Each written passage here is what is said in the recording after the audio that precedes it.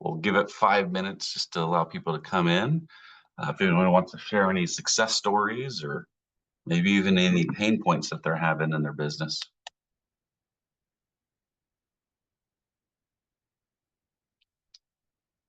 Anyone?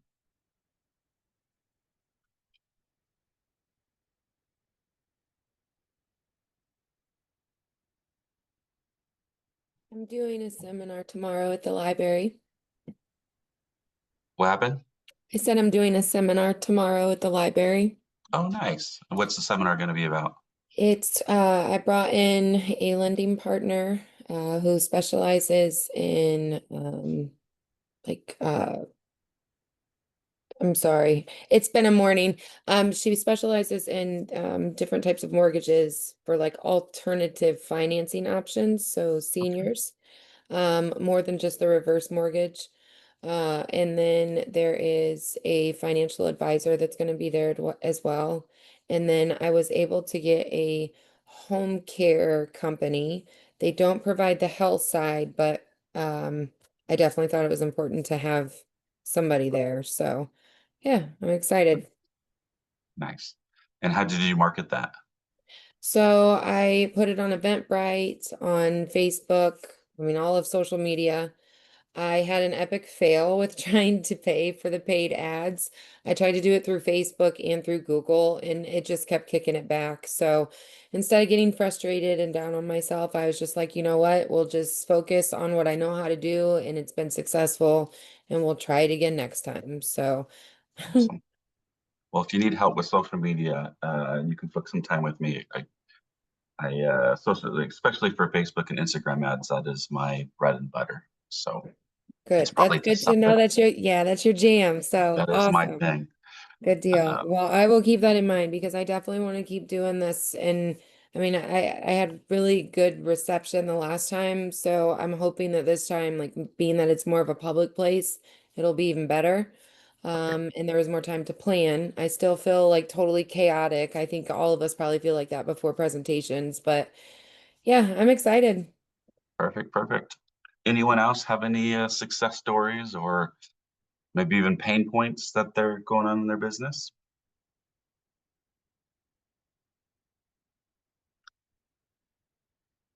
Or I'll just sit here awkwardly silent and look at my client's kitchen. You're gonna laugh. I thought Cory. the staged ones. Yeah, go ahead, Andrea.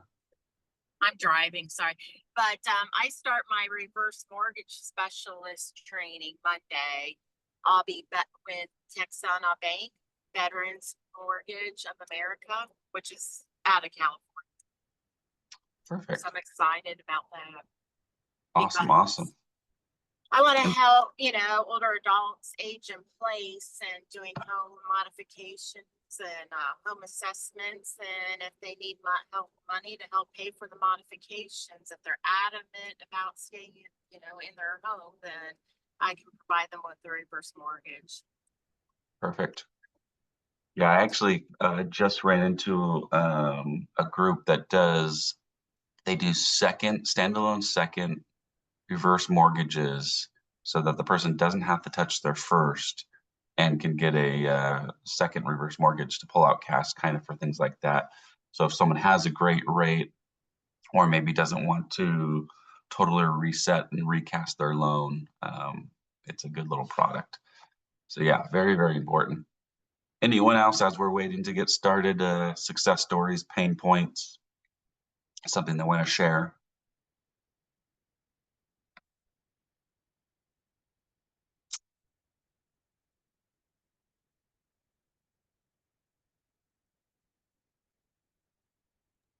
You have a team here, Cory, in Atlanta.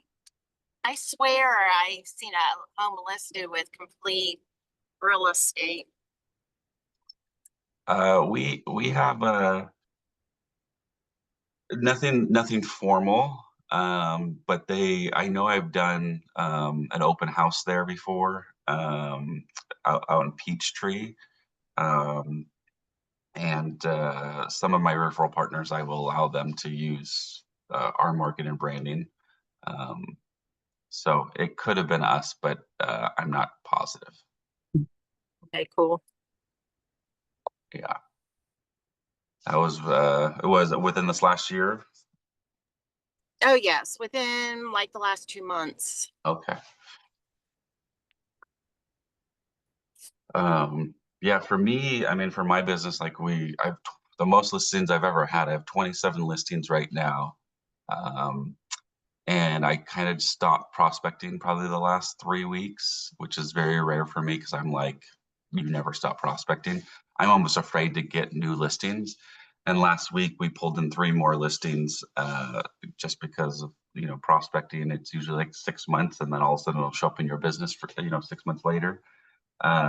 So I'm learning that everything's been working so well that I can maybe take off the gas pedal, maybe put cruise control on for a little while, which is a good thing. The bad thing in our market has completely shifted to, like, the media has scared everyone to leave their house. We have a protest almost every single day. Um, the buyers just are believing the media that we're going to crash and our market's going to fall by 60%. So buyers just are not coming to houses to look at them. It's the great, I've like never seen it like this before. And our buyers, the ones that were in it, they're like, no, the media tells us to wait. The market's going to crash and houses are going to be worth $300,000, $400,000 less. I'm like, if that's what you want to believe, is some person on the media lying to you? I'm not going to sit here and argue with someone that probably doesn't even own their own home on social media or the media. But what can we do? All right, so we're in here. I think we're good to go. I wanted to first start off with just kind of seeing, like, as far as the Productive Aging Collective goes, have you guys had any aha moments, any things that you guys learned, benefited from? Just want to kind of get confirmation that we are doing the right things, or do we need to do more of something else? So anyone want to speak up and let us know?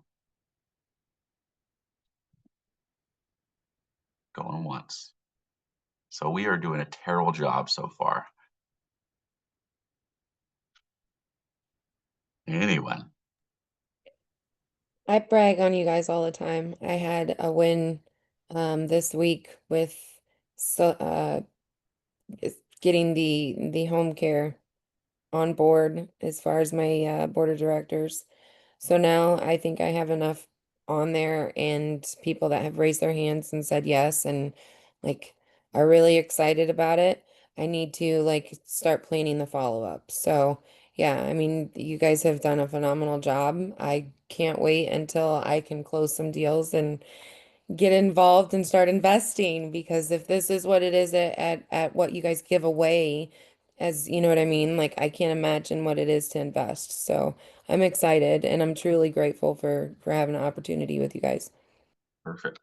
Yeah, board of directors are like, when you start looking at it that way, you start building your board of directors. Like, it could definitely be game changing, and it makes you look at referral partners different. Because so many Hmm. times I've met agents and taught agents across the country, and they're like, "Yeah, my referral partners, I referred them so much business, and they've never given me anything." And I even happened to me. I had a estate planning attorney. I referred him at least 15 clients, and he always had an excuse like, "Oh no, no one ever asked me for real estate. Everyone always has a realtor." Um, and one conversation with Paul, and he started referring me different businesses, and he's referred me 2 clients now, and that's probably happened about 60 days ago, maybe a little bit more, maybe 90 days ago. But so now I just give a different expectation. So definitely works. Anyone else have anything they want to mention? I I do Zoom interviews with any company and organization that serves seniors and their families. And I've been looking for an estate attorney. And I finally found one. And he agreed to do a Zoom interview on powers of attorney. And I went in with contribution. I had him do my will, my power of attorney, my advance directive. And he said, "You're my girl to refer business to." Awesome. And when you do these interviews, are you posting them on social media as well? Yes. I have a Awesome. YouTube channel and you can see my background. It's called Senior Empowerment Circle. Okay. And so I have links everywhere that go right to the YouTube Awesome. account. Awesome. Awesome. It's a great idea and a great value add for your clients. Do you send that as well to like your SOI, your core? Do you send them that and let them know? I have it on my Facebook page. I have it on LinkedIn. I have it on my e-newsletter. So that does go to my, my sphere. Okay. Perfect. Perfect. Anyone else have anything they wanted to mention? Anything you guys would think that we should, we should be teaching more of, or you'd love to see this type of person come in or that type of person come in? I know right now we're discussing having like a senior industry professional spotlight where we're trying to decide how often it's going to be, but at least once a month, having someone come in, like a placement agent and saying, okay, this is what a placement agent does. This is how you can bring them value. And this is, how you can get business from them and to them. Um, so I know that's in the works. Um, so, yeah. Anyone else have anything else to mention? I just have a question, Yeah, Cory. yeah. What are some of the things that you go through in your individual coaching? For like, what do I like for my coaching? So, like for If we were signed up for your coaching. for the Productive Aging Collective. So you will usually start with an assessment, see where you're at in your business, and then we'll kind of go and say, okay, here's the different ways we can build a business around it. And then based on where you see your strengths and where you see you want to explore, one of the coaches will come in and say, okay, I think this is our expertise, and we can kind of help you with that part of it. Um, we'll actually do listing consultations with you. We'll do board of directors consultations with you. um, we'll help you with your social media, like pretty much any part of your business. We are literally handhold you through and making sure that you're going there, and we'll at least meet once a week. Um, and be accessible for you, so that way when you start getting opportunities, you don't lose those opportunities or can strengthen your opportunities. Yeah, so it's pretty in depth, and it's more. I would say it's more than just a 1 hour, power hour. It's there to actually hold your hand through it. Um, so okay, well, perfect. Well, I kind of wanted to also talk about like what does an average day look like. I think sometimes we focus just on the senior market and realizing that the senior market, yes, is still part of real estate. So we still have to do real estate things and real estate business. And I think everyone needs to know that like, as you're growing your business, this is a business. And whether it's a restaurant, it's a roofing company, no matter what kind of business it is, the way to stay in business is you got to get business. And the way to get business is marketing, advertising, branding, and prospecting. And so I think, people like when we get into it or when we're starting our business or even when we're in our business, if we don't have those four things constantly happening on a daily basis, even if Target stopped marketing, if Target stopped advertising, if they stopped prospecting new people, if they stopped branding themselves, they would start losing business. Or when they miss on their brand, they got hurt on their last push last year and they saw their market share go down. They saw their revenue go down. So it's not just because we're in business that we can just stop doing those things, or we don't have to be cognizant of what we're doing. So I think really, in my opinion, it usually starts with your brand. You have to understand what your brand is and what your mission statement is, what your purpose is, what your value is. And I think that's usually the first place to start. Me personally, I want to make sure my brand is political agnostic and religious agnostic, but I also know that there's some brands that are like, hey, I'm a hardcore right Trumper and I'm a hardcore Christian, and these are who I want to attract, and their businesses could thrive. So I think you really have to understand like what is your brand and make sure that on your Facebook, on your social medias, on your Instagram, your website, your emails, everything has to be consistent within your brand. And when you speak out in public, when you out there posting, you have to make sure your brand's consistent with it. Once you have your brand, then you got to start marketing. Marketing to me is pretty consistent with branding, where you want to show your value. You want to make sure that everything is consistent with there and that you're constantly marketing your business. And advertising to me is actually giving um, your mofers, it's giving your sales thing, it's giving your program, it's giving your offers. That's more of advertising for me. So it'd be like a Facebook ad, but I can have a Facebook ad that's marketing my business. I can have a Facebook ad that's advertising my business. And I think there's a subtle difference in it. And then prospecting. You got to spend time actually conversating with people.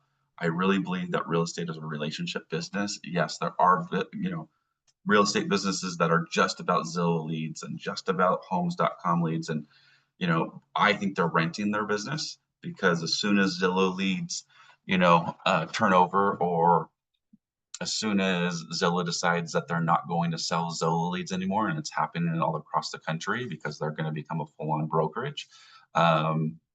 So be careful how much you push against Zillow, because that is what they're going to be, your future competition. And I believed it was always their plan to do so.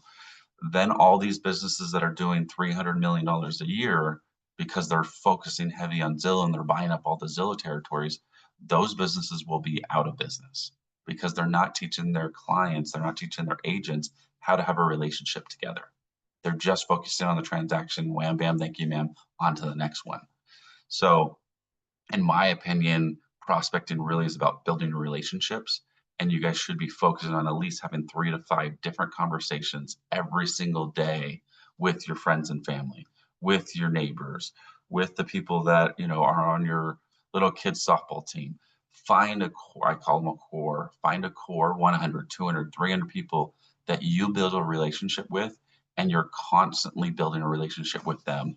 I if you're going to go on start dating and you start going your first date, yes, that's your first awkward date. You start, showing the spark, you start showing some interest. But if the next date you don't follow up on that, you don't remember what you talked about, you're not concerned about them, you don't bring them value, you don't, try to actually care about them, well, then you'll stop dating. And I think you just have to look at it as every client, you're dating them, and you're dating them way before the transaction, way after the transaction. And I'm a male, so I, go into, if you're going to sleep with them, you can build up all this value to sleep with them. But after you sleep with them, if you stop doing all those things, guess what? You're going to stop sleeping with them. And I think the same way in a transaction is, if you just care about them until you get the transaction and stop caring about them, you're going to constantly be spinning your wheels. I always feel that once I actually do a transaction with them, now they are my client. Now I have to really bring on the value. I have to really show them, because to me, they're like a board of directors, in my opinion. They're someone that can introduce me to more and more people. And if I did a really good job with them, yes, they'll write me a great review. I get great reviews all the time.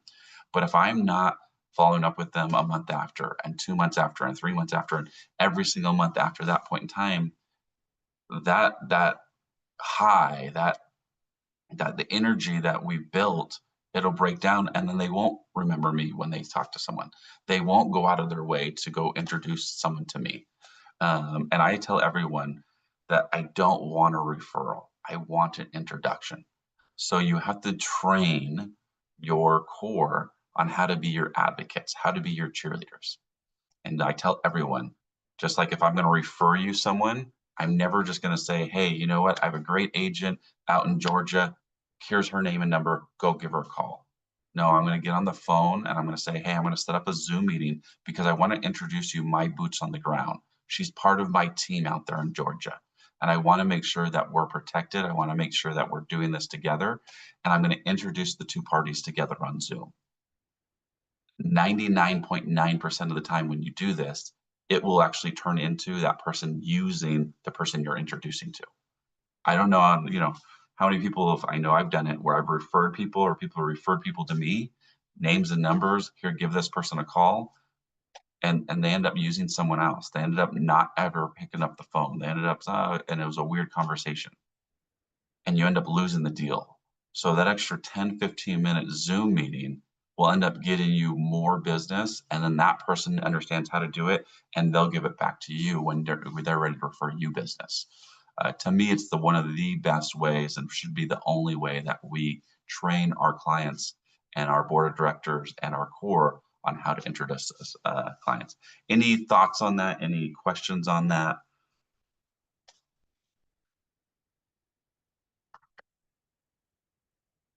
Yeah, no, I was just thinking about that, but I'm liking what you're saying because I was going to introduce my clients to the attorney that I want them to use by email. But I'm thinking maybe that Zoom call might be better. 100%. Zoom, or I would even say in person.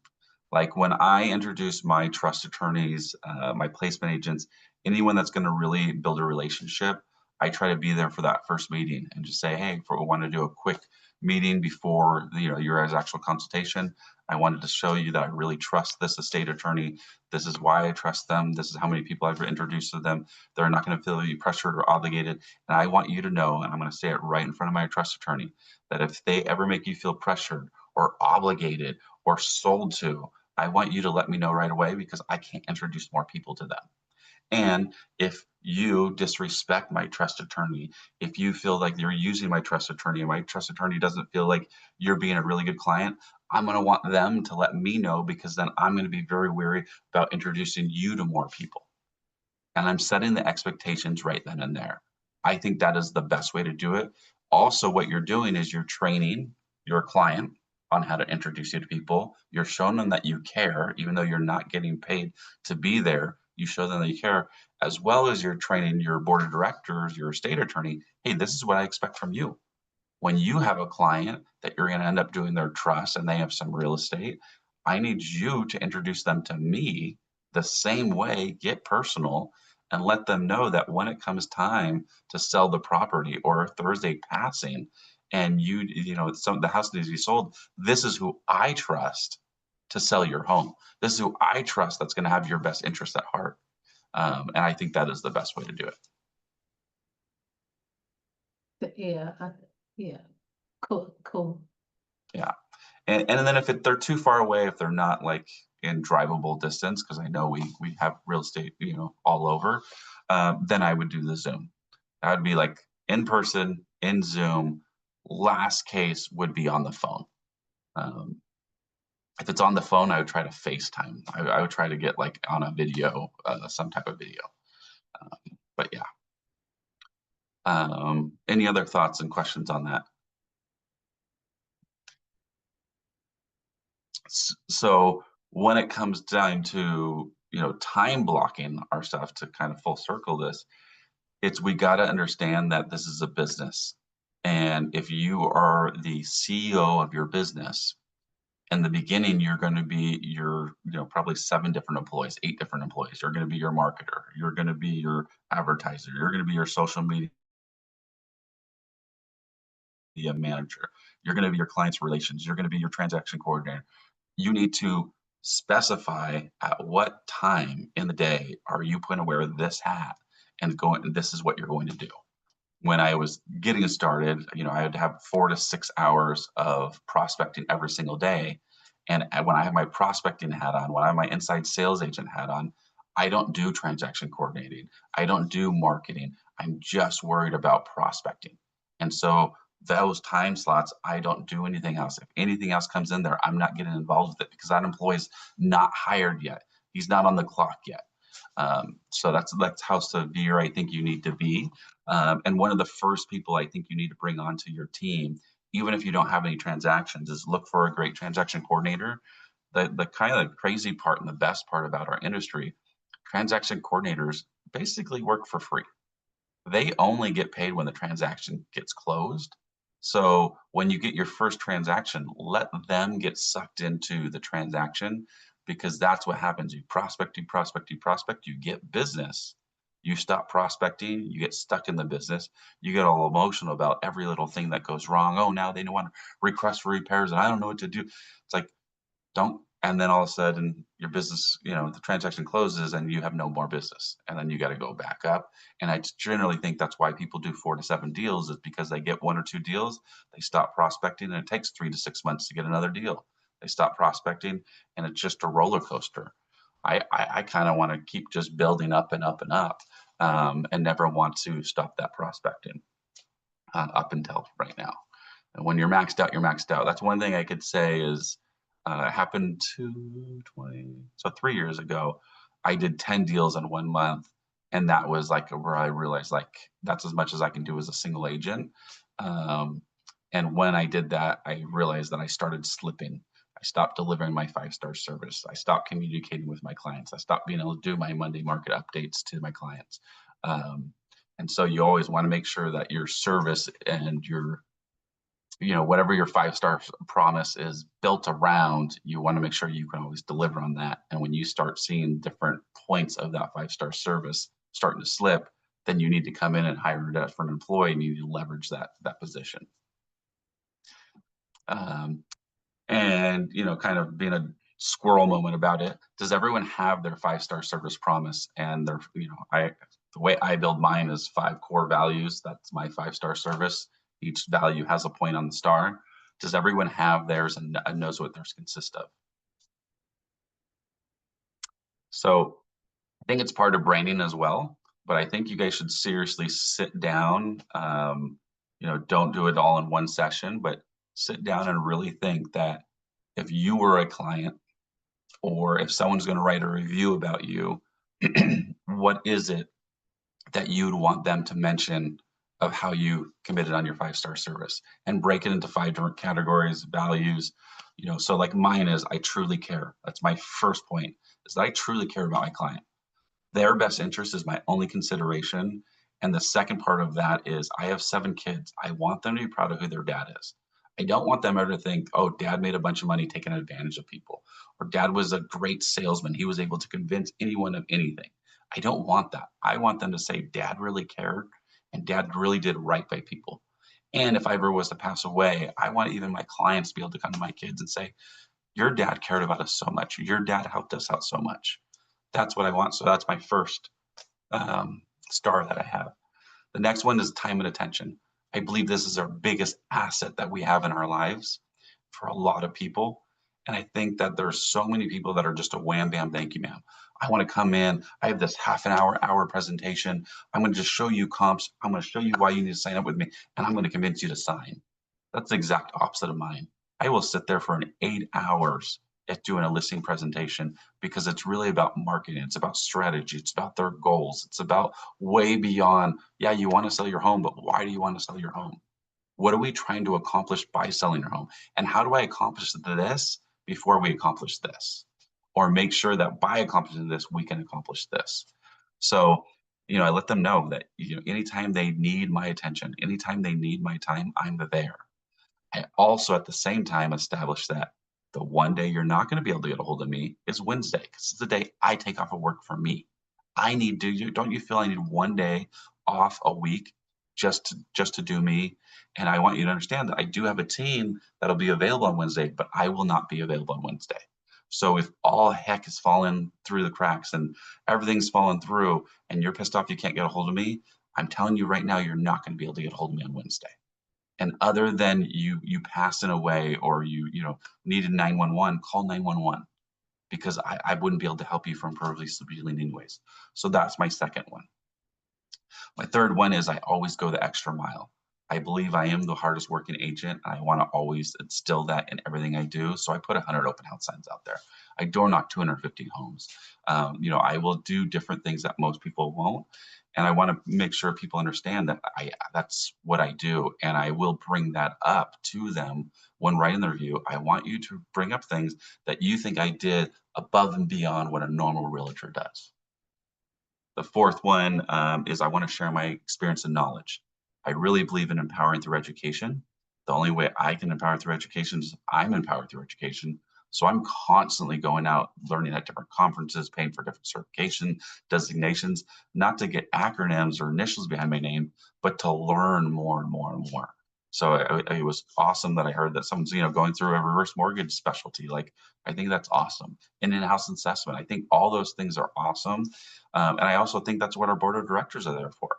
I really tell all my board directors, I really want to understand what it is that you do, how you bring value, because I think it's so very important, so that I can understand it better and so that I can help educate my clients.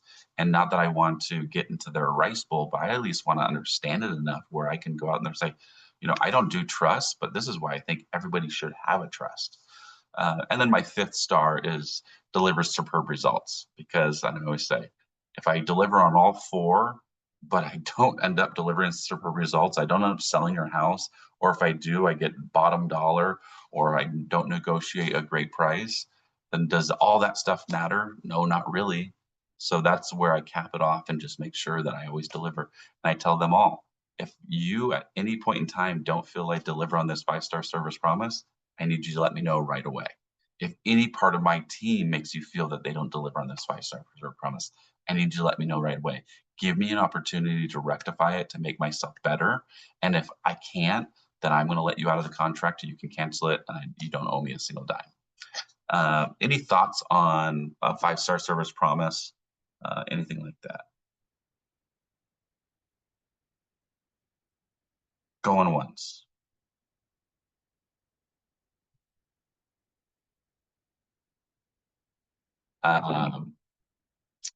So yeah, so that would be my thoughts on it. Anyone else have any pain points they want to go over? Anything they want to go over? We got a couple more minutes.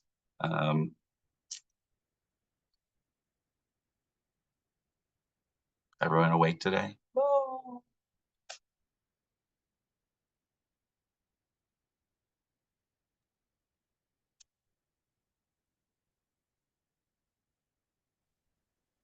All right. It's a slow Friday. It's a slow Friday. Yeah, that is the truth. Perfect. Mark says he's awake.